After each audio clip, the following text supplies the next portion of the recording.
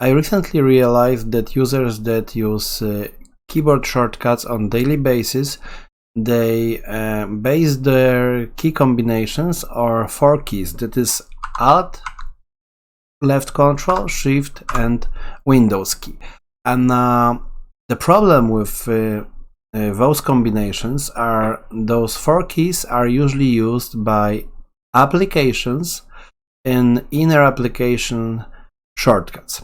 Therefore, they may interfere with each other. Therefore, I thought to use the F keys. We have 12 F keys that are hardly being used by anyone actually. So in my case, I use F1 for my root menu with escape.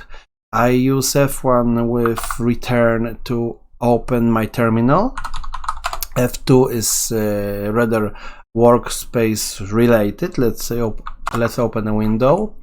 Then I have F2 escape left to send to previous workspace, F2 escape right to send to next workspace, and with Shift to move to previous and next workspace. It's actually the only situation when I use the Shift key, but I'm gonna change it soon, I guess.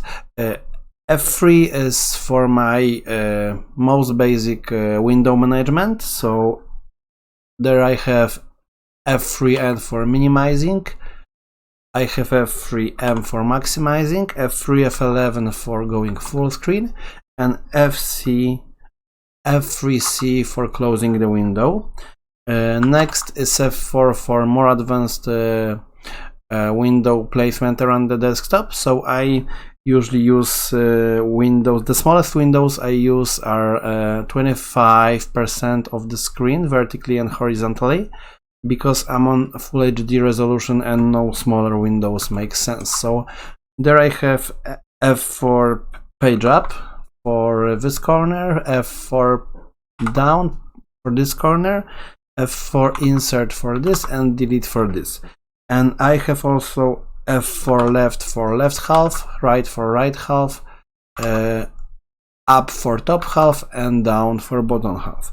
So actually I have most of the actions I need binded to my key shortcuts oriented around the 4 F keys, and I have 8 more F keys available.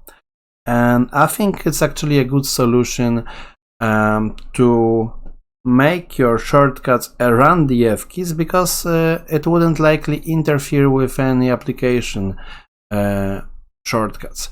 So hope you find it interesting. Maybe you will use it. Share your thoughts in the comments, and thanks for watching.